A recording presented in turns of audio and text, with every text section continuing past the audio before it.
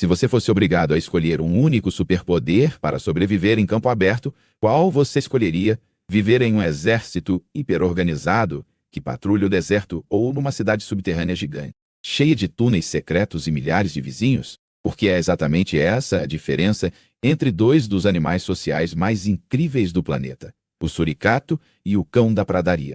Só que a forma como cada um organizou a própria sociedade é tão diferente que parece que estamos comparando um pelotão militar com uma mega metrópole.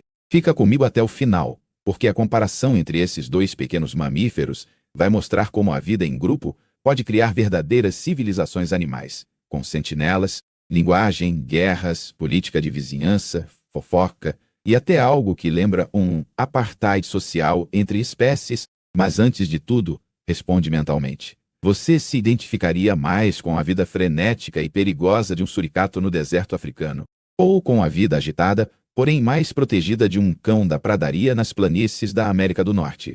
A resposta pode dizer muito sobre o seu jeito de funcionar em grupo. Capítulo 1. 2 continentes. Um mesmo problema. Não morrer. Imagina acordar todo dia sabendo que literalmente todo mundo quer te comer. Águias, chacais, cobras, coiotes, raposas, falcões. Esse é o cenário tanto para os suricatos quanto para os cães da pradaria. De um lado, o suricato, lá na África, em regiões como o deserto do Kalahari, pequeno, esguio, olhos enormes, sempre em pé, parecendo um soldadinho em guarda.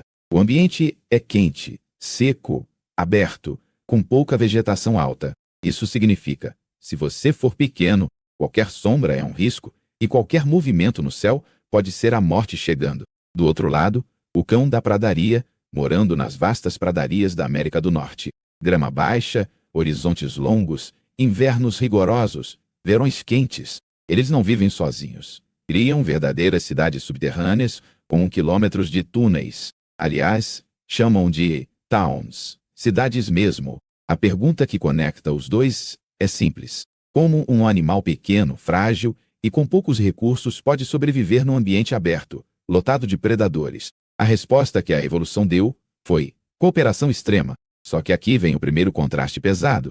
Enquanto os suricatos investiram num estilo mais comando tático, com bandos bem coesos e mobilidade, os cães da pradaria foram para um modelo mais civilização fixa, com estrutura territorial, bairros e políticas de vizinhança bem definidas. Se você ainda está comigo, aqui vai uma curiosidade instigante para puxar o próximo capítulo. Os dois desenvolveram sistemas de vigilância e alarme sofisticado, mas um deles chegou tão longe nisso que pesquisadores identificaram algo parecido com gramática. Chutes de qual dos dois é? Capítulo 2. Guardas, alarmes e a arte de não virar jantar. Vamos direto ao ponto. Tanto os suricatos quanto cães da pradaria têm uma coisa em comum que provavelmente salvou milhões de vidas ao longo da história da espécie: o vigia oficial. Nos suricatos, isso é quase cinematográfico. Enquanto o grupo vasculha o chão em busca de insetos, larvas, escorpiões e pequenos vertebrados, sempre tem pelo menos um indivíduo em pé, em posição elevada, numa rocha, num cupinzeiro, numa raiz alta. Essa sentinela gira a cabeça o tempo todo, vasculhando o céu e o horizonte. Se vê perigo, ele solta um tipo específico de chamado. Não é exagero dizer que os suricatos têm tipos diferentes de alerta. Um para predadores aéreos, outro para predadores terrestres, e até variações de intensidade, como se fosse um código sonoro. É como se fosse, corre agora, só cuidado, ou tudo limpo. Já os cães da pradaria levaram a linguagem de alarme a um outro nível. Pesquisadores estudando suas vocalizações descobriram que certos chamados parecem carregar informações específicas, como tipo de predador, tamanho aproximado e até características como cor. É como se, em vez de gritar apenas águia, eles estivessem dizendo algo próximo de águia grande, vindo do norte, voando baixo. O mais fascinante, esses chamados não são só reflexos. Os outros cães da pradaria reagem de modos diferentes dependendo do sinal. Às vezes, todos somem nos túneis. Em outras, só se afastam um pouco. Agora pensa, isso não é só sobrevivência. Isso é uma forma de linguagem social. E aqui vem o gancho para o próximo capítulo. Se linguagem e sentinelas são tão importantes, como é que esses animais decidem quem protege, quem come, quem cuida dos filhotes? Essa é a parte em que começa a aparecer hierarquia. altruísmo e conflitos internos. Capítulo 3. Famílias, clãs e a matemática secreta do altruísmo. Por que um animal arriscaria a própria vida ficando de pé, exposto, enquanto o resto do grupo come tranquilo? Por que um suricato perderia tempo cuidando dos filhotes de outro, em vez de focar nos seus futuros bebês? Parece irracional, até você entender o que está por trás. Parentesco. Nos suricatos, os grupos são formados principalmente por indivíduos aparentados. Muitas vezes, existe um casal dominante que é responsável pela maior parte da reprodução, e o resto do grupo ajuda a cuidar dos filhotes, aquecendo, protegendo, alimentando, levando comida, ensinando a caçar. Esse comportamento é chamado de cooperação reprodutiva. A lógica evolutiva por trás disso é a seleção de parentesco. Ajudar irmãos, sobrinhos ou primos também propaga parte dos seus genes para o futuro. Então, mesmo que um indivíduo não esteja reproduzindo naquele momento, ele está investindo no DNA da família. Quando um suricato fica de sentinela ou cuida dos filhotes dos outros, ele não está sendo bonzinho, ele está jogando um jogo de longo prazo, onde o prêmio é perpetuar a própria linhagem genética. E essa cooperação intensa cria grupos altamente organizados, com papéis como sentinelas, babás, forrajadores, exploradores. Nos cães da pradaria, a coisa também gira em torno de família, mas com uma pegada um pouco diferente. Eles vivem em colônias gigantes, mas dentro dessas colônias existem bairros, chamados de wards ou unidades familiares, formados por um macho dominante, várias fêmeas e seus filhotes.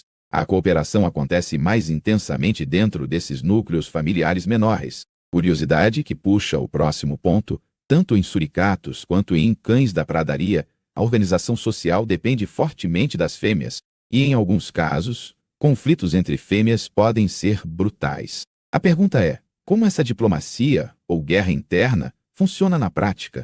Capítulo 4. Drama, política e guerra dentro do próprio grupo.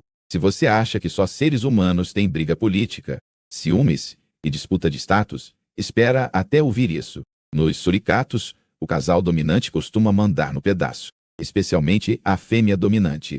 Ela pode impedir que outras fêmeas do grupo se reproduzam, através de agressão, expulsão e até infanticídio, matando filhotes de outras fêmeas para manter o controle reprodutivo. É pesado, mas faz sentido evolutivo. Se só os filhotes dela têm prioridade, ela garante que seus genes são os mais transmitidos no grupo. Em alguns casos, fêmeas subordinadas grávidas são expulsas do grupo, ficando vulneráveis a predadores. Isso cria uma tensão social constante.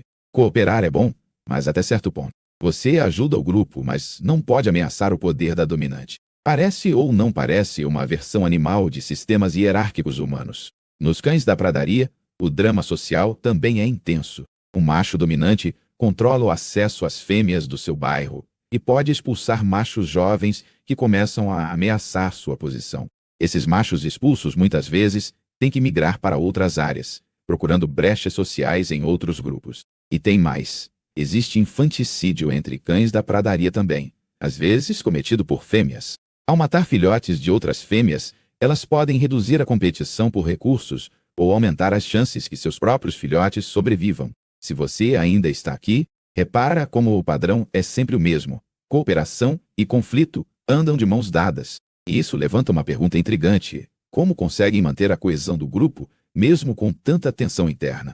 A resposta está no próximo ponto: a importância do território, da casa e das regras de vizinhança. Capítulo 5. Cidades subterrâneas vs. fortalezas temporárias. Agora é hora de comparar o imobiliário desses dois. Os cães da pradaria são verdadeiros engenheiros civis.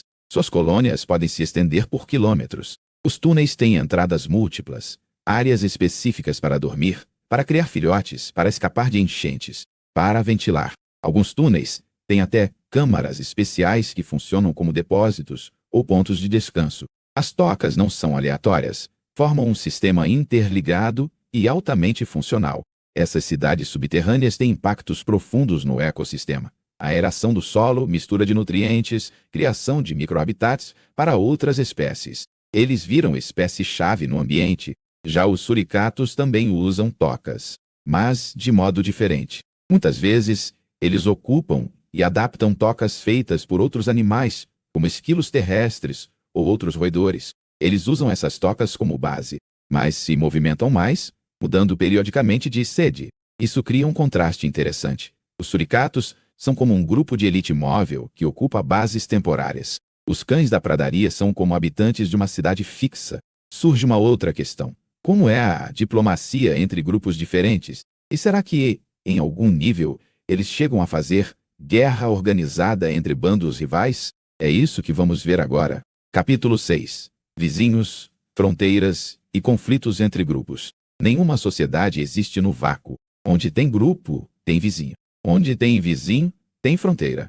E onde tem fronteira, quase sempre tem conflito. Nos suricatos, os grupos defendem territórios. Quando um grupo encontra outro, não é só um oi, tudo bem. Pode rolar confronto sério, com perseguições, brigas e até mortes. Esses encontros podem ser barulhentos, cheios de vocalizações intensas, exibições de postura e ataques coordenados. É quase uma guerra de clãs. Cada bando tentando proteger suas áreas de alimentação, suas tocas e seus filhotes. O risco é grande, mas perder território pode significar não ter comida ou abrigos suficientes. Nos cães da pradaria, o conceito de fronteira é um pouco mais flexível, porque as colônias são gigantescas. Ainda assim, existem limites entre unidades familiares. Cães da pradaria de um núcleo reconhecem os membros do seu grupo e podem ser agressivos com intrusos. Em algumas colônias, pesquisadores observaram variações na tolerância com vizinhos. Em certas situações, grupos próximos compartilham áreas de pastagem de forma relativamente pacífica. Em outras, expulsam invasores com mordidas e perseguições. E aqui entra uma comparação muito interessante. Enquanto os suricatos têm uma dinâmica mais de tribos móveis em guerra por recurso, os cães da pradaria lembram mais uma confederação de bairros com pequenas tensões locais. Se você ainda está comigo, pensa nisso. Até agora falamos de conflitos internos e externos, mas ainda não tocamos num ponto muito delicado, como esses animais tratam outras espécies. E aí, sim, entram exemplos extremos de tolerância de um lado e verdadeira limpeza étnica de outro. Capítulo 7. Amigos, inimigos e o tal do apartheid ecológico. Vamos falar de interação entre espécies. Porque nenhum animal vive isolado. Eles dividem o habitat com pássaros, répteis, outros mamíferos. E a forma como lidam com essas espécies vizinhas diz muito sobre sua política externa. Os suricatos têm uma relação interessante com algumas aves, como drongos. Em certas regiões, aves seguem bandos de suricatos para aproveitar insetos que eles espantam. Em alguns casos, essa relação é quase de cooperação. As aves ganham alimento, os suricatos, uma espécie de vigilância extra no céu. Mas tem truque. Já foram observados drongos que imitam o chamado de alarme dos suricatos para fazê-los largarem comida, roubando o alimento. Sim, tem trapaça interespécies. Além disso, suricatos interagem com outros pequenos mamíferos e podem competir por tocas ou alimento, mas não existe um comportamento sistemático de perseguição a cada espécie que compartilha o ambiente. Agora, os cães da pradaria, esses entram num território bem mais pesado. Existe o que alguns cientistas chamaram de apartheid ecológico. Em várias regiões, cães da pradaria atacam e até matam animais como esquilos terrestres e outros pequenos roedores que competem com eles pelas mesmas plantas. Detalhe: muitas vezes eles não comem essas vítimas. É pura eliminação de competidores. Eles matam e deixam o corpo. Isso é extremamente raro em herbívoros. Matar por competição direta, sem benefício alimentar imediato. Imagina um herbívoro indo ativamente atrás de outro, só porque ele está comendo o mesmo capim preferido. É brutal, mas, sob a ótica evolutiva, faz sentido: menos competidores, mais alimento para o grupo, mais sobrevivência a longo prazo. Esse contraste cria uma linha bem clara. Suricatos focam muito mais na cooperação intragrupo e na vigilância contra predadores. Cães da pradaria, além disso, ainda fazem controle agressivo de competidores. Agora fica a pergunta que leva ao próximo ponto. Como esse estilo de vida tão social, tão coletivo, influencia o cérebro e o comportamento desses bichos? Estamos falando só de instinto ou tem coisa mais complexa surgindo aí? Capítulo 8. Cérebro social, linguagem, aprendizagem e cultura animal. Quanto mais você depende do grupo para sobreviver, mais você precisa entender o que os outros estão fazendo, pensando, sinalizando. Isso exige um nível maior de cognição social. Nos suricatos, já foi demonstrado que filhotes não aprendem a caçar só por instinto. Os adultos ensinam de forma gradual. Por exemplo, quando um filhote começa a explorar alimento, os adultos trazem presas facilitadas, como escorpiões com o ferrão arrancado, para que o jovem possa praticar sem tanto risco. Com o tempo, vão trazendo presas mais difíceis. Isso é ensino ativo, um comportamento raro no reino animal. Não é só copiar. Os adultos modulam o desafio de acordo com o nível do aprendiz.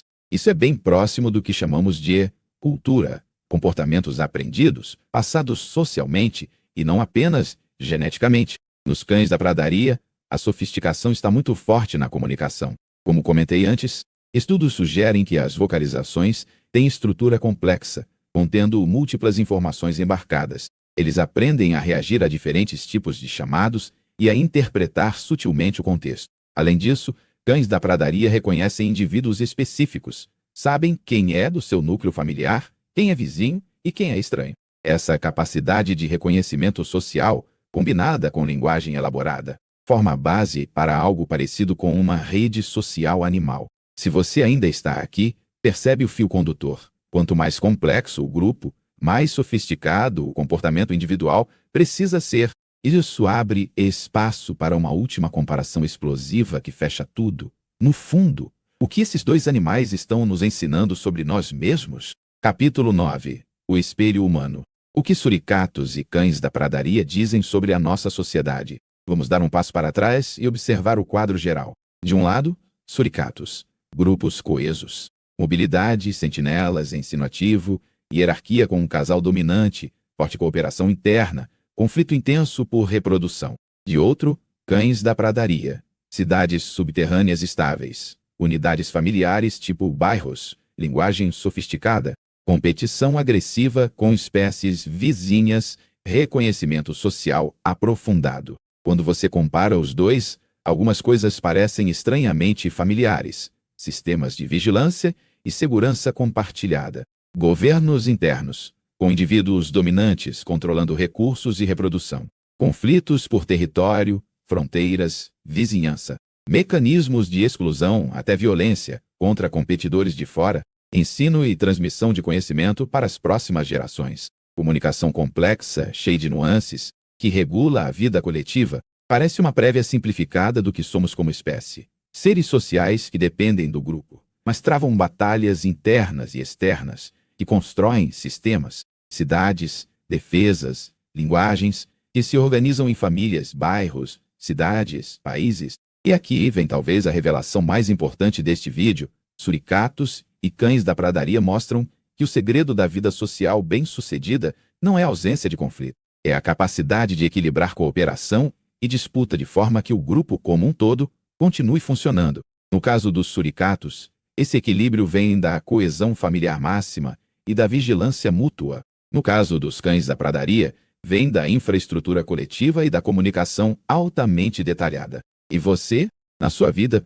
você opera mais como um suricato, sempre atento, móvel, em grupos menores e muito próximos, ou como um cão da pradaria, preferindo estabilidade, cidade grande, sistema, rede estruturada. Agora vamos para o momento em que tudo se encaixa em uma única pergunta. Capítulo 10. E se suricatos e cães da pradaria vivessem juntos?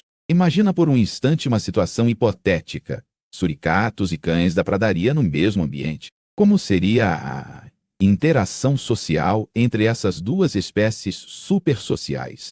Claro, na natureza isso não acontece. Eles vivem em continentes diferentes, com ecossistemas distintos.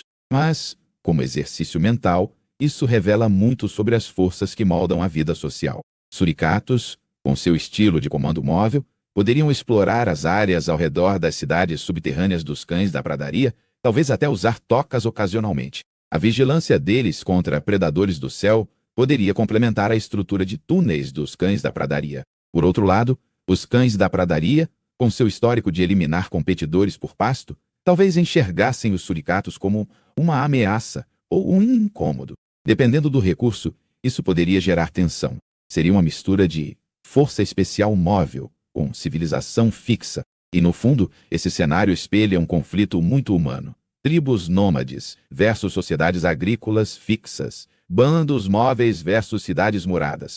Já viu esse filme na história humana? Se você ainda está aqui, percebe que esse paralelo não é só divertido. Ele mostra como certos dilemas sociais são universais.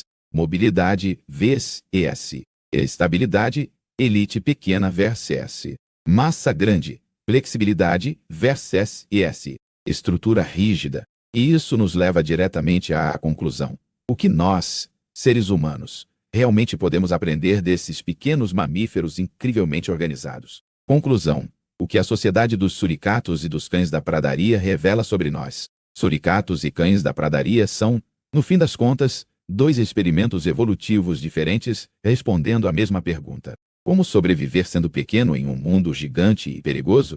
Os suricatos apostaram em cooperação familiar máxima, divisão clara de tarefas como sentinela, babá, caçador, ensino ativo de habilidades de sobrevivência, mobilidade e uso de tocas temporárias, hierarquia forte, com controle rígido da reprodução. Os cães da pradaria apostaram em construção de cidades subterrâneas complexas, organização por bairros familiares dentro de uma colônia gigante, comunicação vocal super elaborada, quase uma linguagem, defesa territorial e eliminação ativa de competidores, reconhecimento social detalhado, saber quem é quem numa multidão. Juntos, eles mostram que viver em grupo é uma tecnologia de sobrevivência tão poderosa quanto garras ou dentes. Linguagem, mesmo em formatos simples, é uma arma contra o caos. Cooperação não elimina conflito.